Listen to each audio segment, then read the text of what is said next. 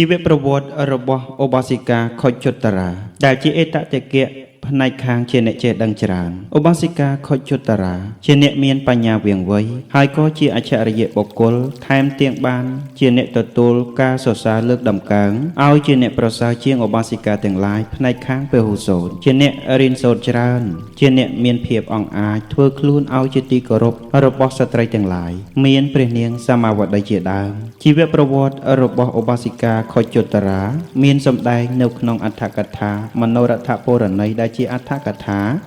អធិប្បាយសេចក្តីព្រះបាលីគម្ពីរអង្គុត្តរនិកាយឯកនិបាតដោយមានសេចក្តីថាឧបាសិកាខុចជុត្តរាមានជីវប្រវត្តិអតីតជាតិពោលរួមជាមួយនឹងព្រះនាងសម្មាវតីថាមានបុគ្គលទាំងឡាយពីរនាក់បានមកចុះចាប់បដិសន្ធិនៅក្នុងផ្ទះរបស់អ្នកមានធនធានម្នាក់នៅក្នុងក្រុងហង្សវតីដែលកើតឡើងនៅក្នុងជាតិនោះត្រូវនឹងពុទ្ធកាលរបស់ព្រះបតមុត្តរសម្មាសម្ពុទ្ធលុះក្រោយមកក្នុងបណ្ដាកុលធីតាទាំងពីរនាក់នោះឧបាសិកាខុចជុត្តរាបានឃើញព្រះបតមុត្តរសម្ពុទ្ធព្រះអង្គទ្រង់ប្រកាសតែងតាំងឧបាសិកាម្នាក់ទុកក្នុងតំណែងដ៏ប្រសើរជាងឧបាសិកាទាំងឡាយផ្នែកខាងជាអ្នកចេះដឹងច្រើនគឺពហុសូត្រក្នុងពេលនោះនាងកុលធីតាខុចជុត្តរាកាលបើឃើញដូច្នោះហើយក៏កើតមានការពេញចិត្តនៅក្នុងតំណែងនោះទើបបានធ្វើកុសលកម្មផ្សេងហើយបានតាំងចិត្តប្រាថ្នានៅក្នុងតំណែងនោះជាពិសេសនោះនាងបានធ្វើបុណ្យកុសលតជាប់គ្នារហូតដល់អស់ជីវិតរបស់ខ្លួនកាលនាងកុលធីតានោះអស់ជីវិតទៅហើយបានទៅកើតនៅក្នុងទេវលោកដោយអំណាចបុណ្យកុសលទាំងនោះហើយបានធ្វើឲ្យនាងស្លាប់កើតនៅក្នុងកំណើតជាមនុស្សនិងទេវតាប៉ុណ្ណោះអស់100,000 កាប់គឺរាប់ថយក្រោយអំពីផុតកម្មនេះលុះមកដល់ពុទ្ធកាលព្រះសមណគោតមបរមគ្រូនៃយើងនេះនាងខុចជុត្តរាទេពធីតាបានចុតិចទេវលោកមកបដិសន្ធិនៅក្នុងគរនៃមេនំក្នុងផ្ទះរបស់ខុសកសេដ្ឋីនៅក្នុងក្រុងកោសាំពីតែនាងជាអ្នកមានរាងកាយមិនប្រក្រតីដូចមនុស្សទូទៅគឺនាងជាអ្នកមានរាងកាយជាខុចជាប្រែថាគោមបានដល់ពេលដែលនាងកើតមកនាងមានរាងកាយទឿខុសប្រក្រតីធម្មតាគឺនាងមានខ្នងគោមដោយអាស្រ័យហេតុនេះពពុញាតបានដាក់ឈ្មោះឲ្យនាងថានាងខុចជុត្តរាជីវប្រវត្តិរបស់នាងខុចជុត្តរាវេតទៅនេះក្រៅអំពីមានពោលនៅក្នុងអត្ថកថាមនោរដ្ឋពរណីហើយក៏មានសម្ដែងនៅក្នុងអត្ថកថាគម្ពីរធម្មបទក្នុងអបមាតវៈនៅក្នុងរឿងរបស់ព្រះនាងសម្មាវតីដូចមានសេចក្តីថានាងខុចជុត្តរាកាលបើចម្រើនវ័យធំដឹងក្តីហើយនាងបានជាស្រីបម្រើរបស់ព្រះនាងសម្មាវតីក្នុងដំណើរដែលព្រះនាងសម្មាវតីបានជាបុត្រីចិញ្ចឹមរបស់ខុសកសេដ្ឋីព្រមដោយស្រីដែលជាបរិវារប្រមាណ500នាក់នាងខុចជុត្តរាបានទទួលនាទីជាអ្នកទិញផ្កាពីផ្ទះរបស់នាយសុមនមាលាកាហើយនាំយកទៅថ្វាយដល់ព្រះនាងសម្មាវតីជាប្រចាំរៀងរាល់ថ្ងៃចំណែកព្រះបាទឧទេនបានព្រះរាជទានព្រះរាជទ្រព្យមួយថ្ងៃ8កហបណៈឲ្យជាតម្លៃផ្កាដល់ព្រះនាងសម្មាវតីរៀងរាល់ថ្ងៃមួយនាងខុចជុត្តរាបានកាន់ប្រាក់8កហបណៈទៅកាន់ផ្ទះរបស់នាយសុមនមាលាកាដើម្បីទិញផ្កាតាមប្រក្រតីដែលខ្លួនធ្លាប់ធ្វើមកហើយជាប្រចាំរៀងរាល់ថ្ងៃនេះចែកដំថ្ងៃនោះនាយសុមនមាលាកាបានក្រាបទូលនិមន្តព្រះមានព្រះភិក្ខព្រមដោយព្រះភិក្ខុសង្ឃឲ្យមកទទួលផត្តាហារនៅក្នុងផ្ទះរបស់ខ្លួនលុះនាងសុមនមាលាកាបានក្រឡេកឃើញនាងខុចជុត្តរាហើយទើបនិយាយប្រាប់នាងថានាងខុចជុត្តរាថ្ងៃនេះខ្ញុំមិនមានពេលវេលាធ្វើកម្រងផ្កាឲ្យដល់នាងទេព្រោះខ្ញុំកំពុងតែចាត់ចែងរៀបចំផត្តាហារថ្វាយដល់ភិក្ខុសង្ឃដែលមានព្រះពុទ្ធជាប្រធានសូមនាងទៅចូលរួមក្នុងកម្មវិធីបុណ្យនោះផងដែលមានការអង្គាសចង្ហាន់ថ្វាយដល់ភិក្ខុសង្ឃនិងស្ដាប់ព្រះធម៌សិនចុះនាងនឹងបានរួចផុតពីភាពជាអ្នកបម្រើរបស់អ្នកដទៃដោយការជួយធ្វើកិច្ចការបម្រើព្រះភិក្ខុសង្ឃនាងនឹងបានទទួលយកកម្រងផ្កាក្រោយអំពីកិច្ចការនេះហើយនាងខុចជុត្តរាកាលបើឮដូច្នោះនាងក៏បានជួយធ្វើការខ្វល់ខ្វាយនៅក្នុងផ្ទះបាយនិងបានបរិភោគអាហារនៅក្នុងទីនោះដែរចំណែកនាយសុមនមាលាកាបានអង្គាសចង្ហាន់ថ្វាយដល់ភិក្ខុសង្ឃដែលមានព្រះពុទ្ធជាព្រះប្រធានរួចហើយទើបទទួលបាតមកដើម្បីជាប្រយោជន៍ក្នុងការធ្វើអនុមោទនាគ្រានោះព្រះសម្មាសម្ពុទ្ធទ្រង់បានផ្ដើមសម្ដែងព្រះធម៌ទេសនា ជាការអនុមោទនានៅក្នុងពេលនោះដែរនាងខុជតរាក៏បានស្ដាប់នៅធម្មកថារបស់ព្រះលោកនាថថែមទាំងបានចាំនៅធម្មកថាទាំងអស់នោះទៀតផងហើយជាពិសេសនោះនាងបានតាំងនៅក្នុងសោតបត្តិផលដែលហៅថាព្រះសោតាបានក្នុងថ្ងៃមុននាងខុជតរាក៏តែងតែបានកេបយកប្រាក់ទុកក្នុងមួយថ្ងៃ4កហបណៈមួយថ្ងៃ4កហបណៈដោយនាងបានទិញផ្កាក្នុងមួយថ្ងៃនឹងឯងត្រឹមតែ4កហបណៈប៉ុណ្ណោះប៉ុន្តែក្នុងថ្ងៃដែលនាងបានសម្រេចជាព្រះសោតាបានហើយនាងក៏បានទិញផ្កានោះដោយប្រាក់ទៀង8កហបណៈព្រោះនាងមិនមានចិត្តគិតចង់បានទ្រព្យរបស់អ្នកដទៃដោយហេតុដែលខ្លួនបានឃើញអរិយសច្ចៈទើបយកប្រាក់ទាំងអស់នោះទៅទិញផ្កាក៏ធ្វើឲ្យបានផ្កាពេញកំប្រោងឬក៏ពេញកន្ត្រកហើយនាងនឹងឯងនាំយកទៅកាន់សំណាក់របស់ព្រះនាងសមាវតីគ្រានោះព្រះនាងសមាវតីទើបត្រាស់សួរនាងខុជតរាថាណែនាងខុជតរាក្នុងថ្ងៃមុនមកនាងមិនបាននាំយកផ្កាដ៏ច្រើនយ៉ាងនេះមកទេតែក្នុងថ្ងៃនេះនាងបាននាំយកផ្កាយ៉ាងច្រើនមកព្រះរាជាទានតម្លៃផ្កាដល់យើងបន្ថែមឡើងស្មើ2ដងឬពេលនោះនាងខុជតរាត្រូវក្រាបបង្គំទូលសេចក្តីពិតទាំងអស់ដោយមិនបិទបាំងប្រាប់ឲ្យយល់នៅអំពើដែលខ្លួនធ្វើមិនល្អមកហើយក្នុងកាលមុនព្រោះខ្លួនមិនគួរពោលពាក្យកុហកទើបក្រាបបង្គំទូលថាព្រះពោម្ចាស់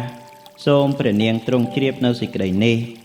ព្រះនាងសមាវតីត្រាស់សួរថាណែនាងខុជតរាកាលបើដូចនេះព្រោះហេតុអ្វីនាងទើបបានផ្កាមកច្រើនយ៉ាងនេះនាងខុជតរាក្រាបបង្គំទូលតបថាបបិទ្ធព្រះពោម្ចាស់នៅក្នុងថ្ងៃមុនរួចមកហើយខ្ញុំម្ចាស់បានគេបយកកហបណៈទុកជារបស់ខ្លួនក្នុងមួយថ្ងៃ4កហបណៈហើយទិញផ្កាមកមួយថ្ងៃត្រឹមតែ4កហបណៈប៉ុណ្ណោះព្រះពោម្ចាស់គ្រានោះព្រះនាងសមាវតីត្រាស់សួរទៀតថាព្រោះហេតុអ្វីក្នុងថ្ងៃនេះបានជានាងមិនគេបយកកហបណៈនោះទុកទៀតនាងខុជតរាក្រាបទូលតបថាបបិទ្ធព្រះនាងម្ចាស់ព្រោះហេតុដែលខ្ញុំម្ចាស់បានស្ដាប់នៅធម្មកថារបស់ព្រះសាស្តាហើយបានសម្រេចអមតៈធម៌ទើបខ្ញុំម្ចាស់មិនបិទបាំងប្រាប់ឲ្យយល់នៅសេចក្តីពិតទាំងនោះឲ្យព្រះនាងម្ចាស់បានជ្រាប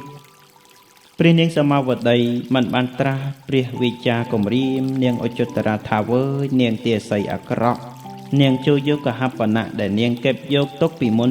យកមកឲ្យយើងវិញទេតែព្រះនាងត្រឡប់ជាមានព្រះតម្រាស់ថា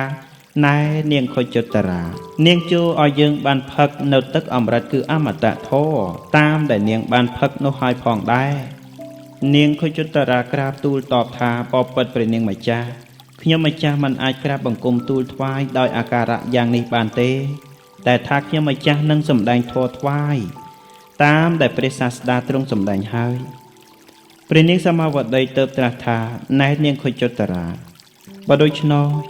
នាងចូលសម្ដែងធម៌ឲ្យយើងបានស្ដាប់ផងនាងខុជតរាទើបក្រាបបង្គំទូលថាបបិទ្ធព្រះនាងម្ចាស់ប្រសិនបើយ៉ាងនោះ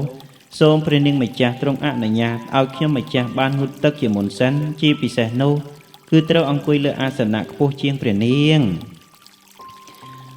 សមាវតីមានព្រះសវន័យឲ្យងូតទឹកដល់នាងខុជតរាដោយទឹកក្រអូប16ឆ្នាំងហើយប្រទានសម្ពុតសាដកសាច់មាត់2ផ្ទាំងថែមទាំងឲ្យក្រាបអាសនៈឲ្យខ្ពស់ជាងខ្លួនដល់នាងខុជតរាចំណែកនាងខុជតរាដែលជាអ្នកតាំងនៅក្នុងសេខបដិបទាបានស្លៀកសម្ពុតសាដកមួយផ្ទាំងទៀតដណ្ដប់ឲ្យយកផ្លិតមួយមកផងហើយក៏ឡើងអង្គុយលើអាសនៈបានចាប់ផ្លិតដ៏វិចិត្រហៅស្ត្រីទាំង500នាក់មកអង្គុយលើអាសនៈដែលទាបជាងខ្លួនហើយបានសម្ដែងធម៌ឲ្យដល់ស្ត្រីទាំងនោះដោយទំនងដូចដែលព្រះមហាមុនីទ្រង់សម្ដែងឲ្យនោះឯងស្ត្រីទាំងនោះមានព្រះនាងសមាវតីជាប្រធានកាលបើបានស្ដាប់ធម្មកថារបស់នាងខុជតរាហើយក៏បានសម្រេចជាព្រះសោតាបានហើយស្ត្រីទាំងនោះក៏បានសំពាសនាងខុជតរាថែមទាំងពោលថាបបិទ្ធនាងខុជតរាចាប់អំពីថ្ងៃនេះទៅនាងមិនត្រូវធ្វើការងារបម្រើទៅទៀតទេនាងចូលតាំងនៅក្នុងឋានៈជាមេត្តានិងតាំងនៅក្នុងឋានៈជាអាចារ្យរបស់ពួកយើងចុះសូមនាងចូលទៅកាន់សំណាក់ព្រះសម្ពុទ្ធស្ដាប់ព្រះធម៌ដែលព្រះភិក្ខវេទ្រង់សម្ដែងហើយ ហើយនាំមកពោលឲ្យពួកយើងបានស្ដាប់ផងនាងខុជុត្តរាបានធ្វើយ៉ាងនោះដោយរាប់ចាប់តាំងអំពីថ្ងៃនោះទៅកាលបើនាងបានធ្វើយ៉ាងនេះជាប្រចាំរៀងមកក្នុងកាលតមកនាងក៏បានជាអ្នកត្រូវទ្រង់ចេះចាំនៅព្រះត្រៃបិដកទាំង3កាលដែលនាងខុជុត្តរាជាអ្នកចេះដឹងបែកធ្លាយក្នុងព្រះត្រៃបិដកនិងមានភាពអង់អាចក្នុងការពោលធម៌ឲ្យដល់អ្នកដទៃស្ដាប់បានផងទើបបានទទួលការលើកតម្កើងថាជាអ្នកប្រសើរជាងឧបាសិកាទាំងឡាយផ្នែកខាងជាធម្មកថាដែលមានសម្ដែងនៅក្នុងអដ្ឋកថាគម្ពីរធម្មបទនៃអបមាទវៈក្នុងរឿងនាងសមាវតីថាក្រោយមកព្រះសាស្តាទ្រង់ប្រកាសតែងតាំងនាងខុជុត្តរាទុកក្នុងភាពជាអ្នកប្រសើរថាមនាភិក្ខុទាំងឡាយឧបាសិកាជាអ្នកចេះដឹងច្រើនស្រេចនឹងនាងខុជុត្តរាដែលជាសាវិការបស់តថាគតអ្នកជាធម្មកថារឿងរបស់នាងខុជុត្តរាដែលមានពោលនៅក្នុងអដ្ឋកថាគម្ពីរមនោរដ្ឋពរណីនិងក្នុងអដ្ឋកថាគម្ពីរធម្មបទនៅក្នុងរឿងរបស់ព្រះនាងសមាវតីដូចមានសេចក្តីថា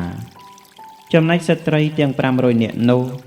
បានពោលនឹងនាងខុជុត្តរាថាបបិទ្ធនាងខុជុត្តរាពួកខ្ញុំត្រូវការដើម្បីនឹងចូលទៅគាល់ព្រះមានជោគសូមនាងជួយឲ្យពួកយើងបានឃើញព្រះទសពលពួកខ្ញុំនឹងបានបូជាព្រះវិចិត្រមាសដោយគ្រឿងសក្ការៈ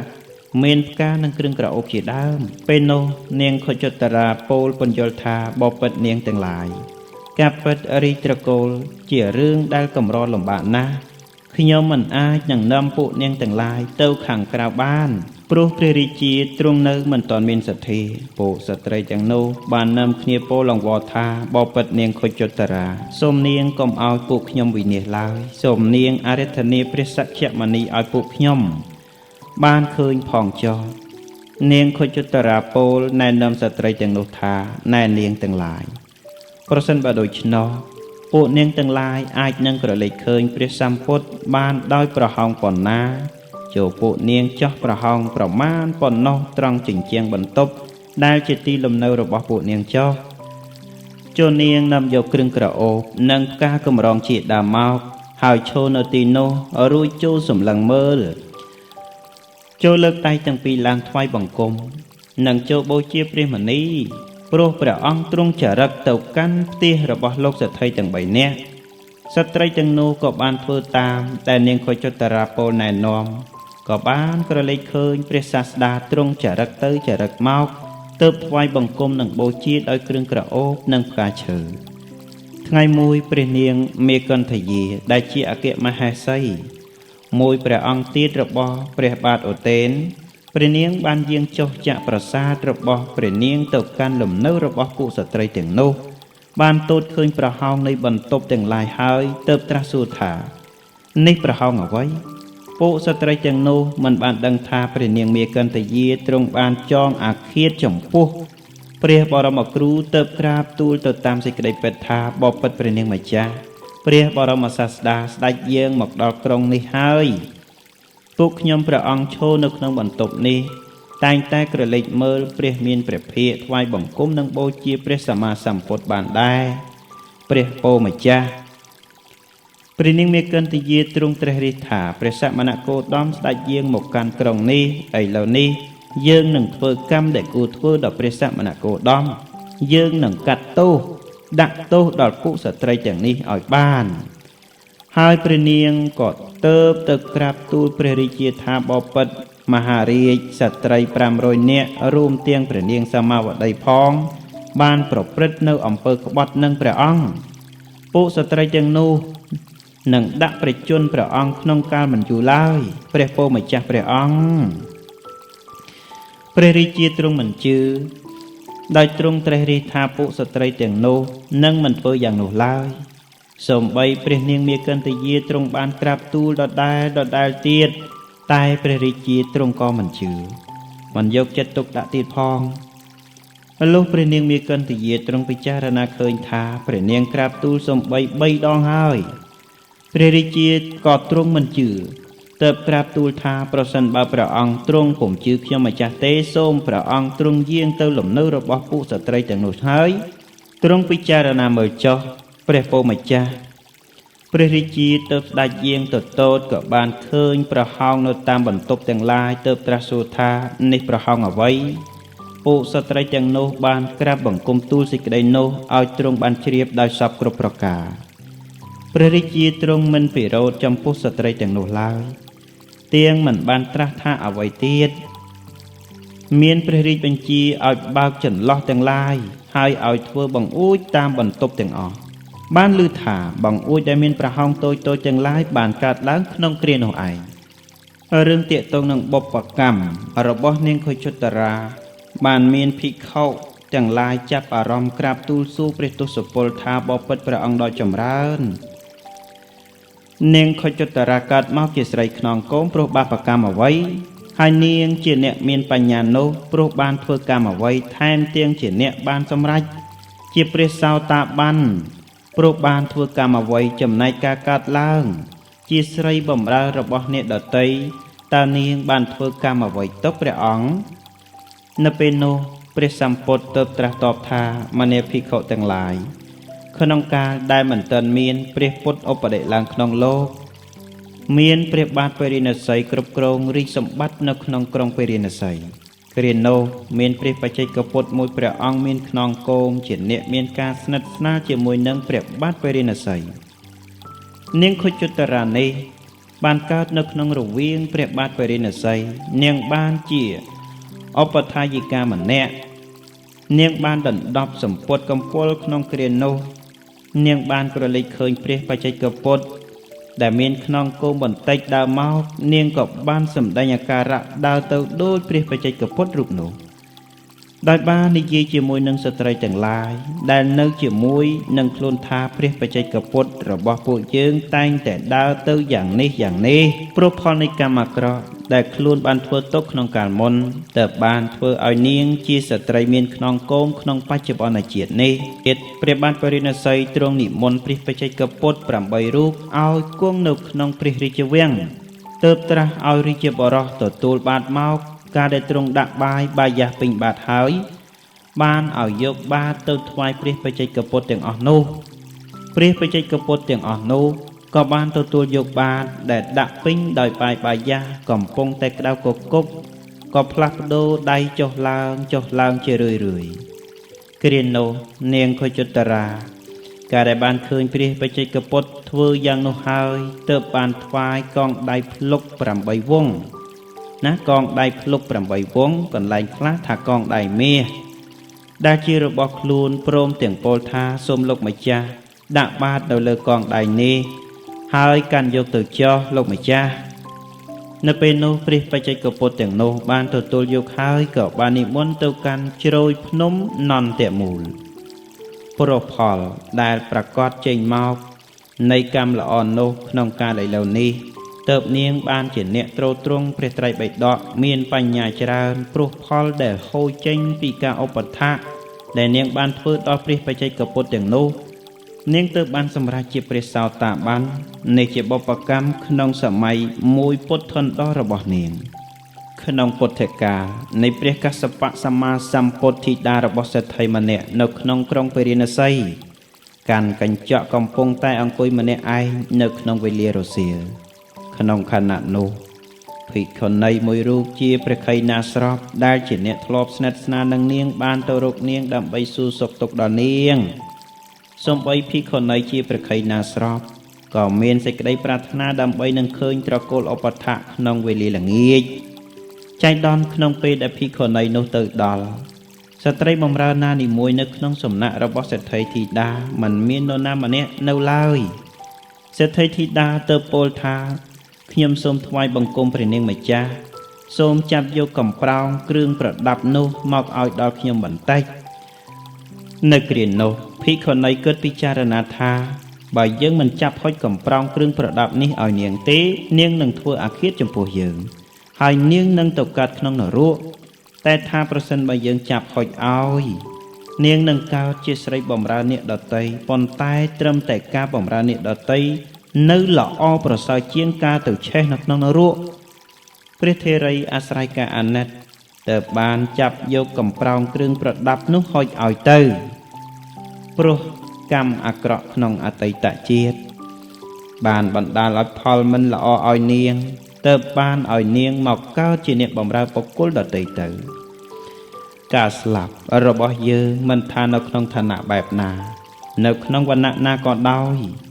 ប្រមែងមានការកើតឡើងគ្រប់ពេលវេលាដូចជាព្រះនាងសមាវតីព្រមដោយស្ត្រីបរិវារទាំងអស់ដែលសម្ដៅដល់នាងខុចុត្តរាផងត្រូវបានព្រះនាងមាគន្តយាប្រើឲ្យយកភ្លើងទៅដុតទាំងអស់រហូតស្លាប់នៅក្នុងប្រាសាទរបស់នាងអំណើពីនោះមកព្រះនាងសមាវតីព្រមដោយស្ត្រីបរិវារទាំងអស់ត្រូវបានភ្លើងឆេះស្លាប់ទៅថ្ងៃមួយភិក្ខុទាំងឡាយសន្ទនាគ្នាក្នុងសាលាធម្មសភាថាណែអវសោទាំងឡាយការស្លាប់ដូចនេះរបស់ឧបាសិកាអ្នកដល់ព្រមដោយសទ្ធាច្រើនយ៉ាងនេះរាប់ថាជាការមិនសមគួរសោះឡើយព្រះលោកនាថស្ដេចយាងមកត្រាស់សួរថាមនាភិក្ខុទាំងឡាយឥឡូវនេះតើពួកអ្នកអង្គុយសន្ទនាគ្នាអំពីរឿងអ្វីភិក្ខុទាំងឡាយបានក្រាបបង្គំទូលថាបបិទ្ធព្រះអង្គដ៏ចម្រើនខ្ញុំព្រះអង្គទាំងឡាយសន្ទនាគ្នាអំពីរឿងការធ្វើមរណកាលរបស់ឧបាសិកាទាំងនោះ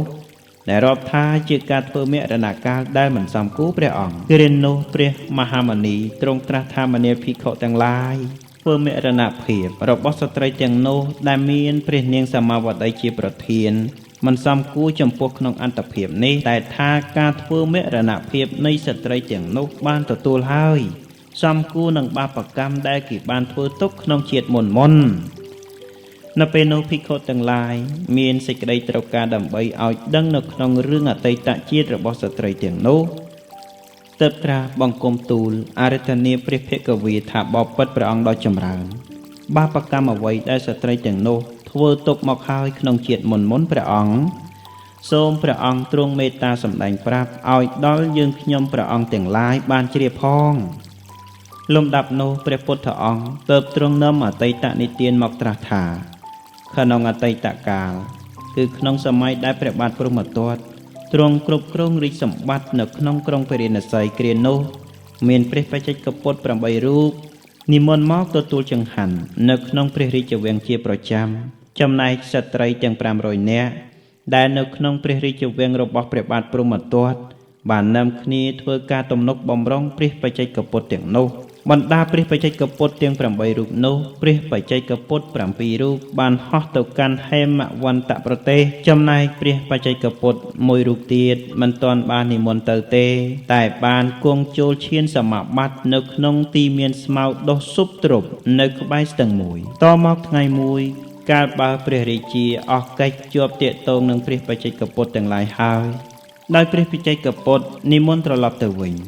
ព្រះអង្គទើបនាំស្ត្រីជាបរិវារទាំងនោះទៅដើម្បីទ្រង់លេងទឹកក្នុងស្ទឹងកន្លែងខ្លះថាស្ទឹងគង្គាស្ត្រីទាំងនោះបាននាំគ្នាលេងទឹកនៅក្នុងស្ទឹងនោះអស់មួយថ្ងៃកាលដែលពួកនាងឡើងមកអំពីទឹកវិញក៏មានភាពរងាណាស់ត្រូវការនឹងអាំងភ្លើងដើម្បីនឹងបំបាំងនៅភាពរងាទើបពោលថានាងទាំងឡាយចូលជ្រើសរើសមើលទីកន្លែងបង្កាត់ភ្លើងហើយពួកនាងដើរទៅមកក៏បានឃើញទីកន្លែងដែលមានស្មៅស្ងួតមួយកន្លែងទើបទៅឈប់ពាត់ជុំវិញហើយបង្កាត់ភ្លើងឡើងដោយយល់ថាជាគំនោស្មៅនៅគ្រានោះលុះស្មៅទាំងឡាយត្រូវភ្លើងឆេះហើយស្រកស្រត់ទៀបចុះស្ត្រីទាំងនោះបានឃើញព្រះបច្ចេកពុទ្ធ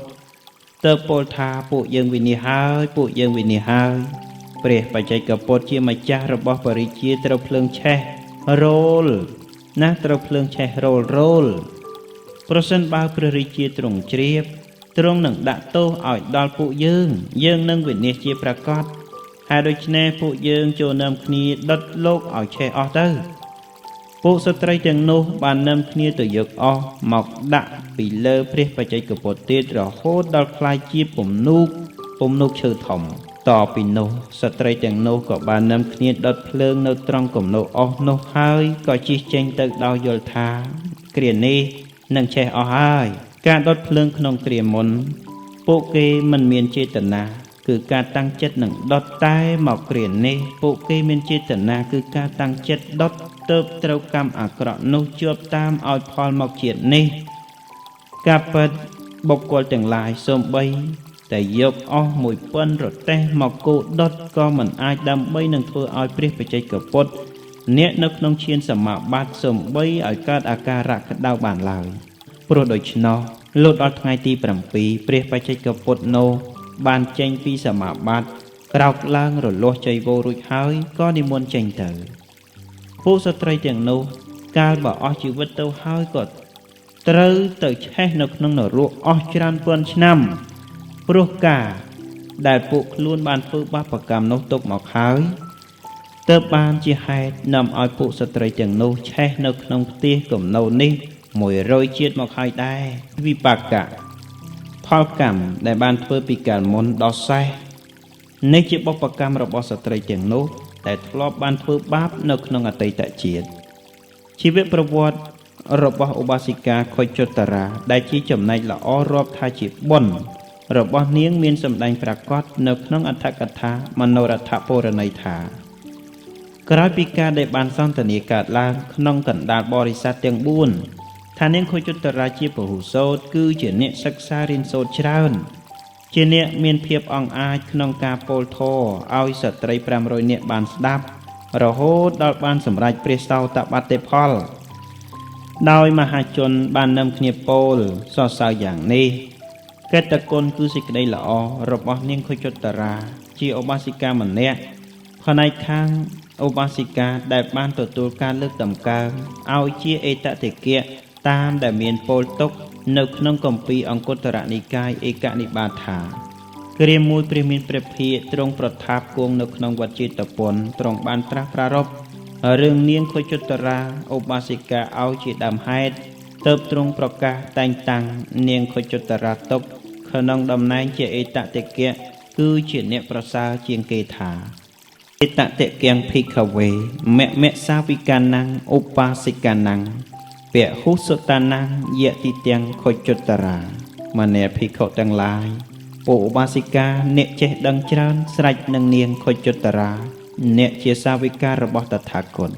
ជីវប្រវត្តិរបស់នាងខុជតរាចប់តែប៉ុណ្ណេះសូមអនុមោទនា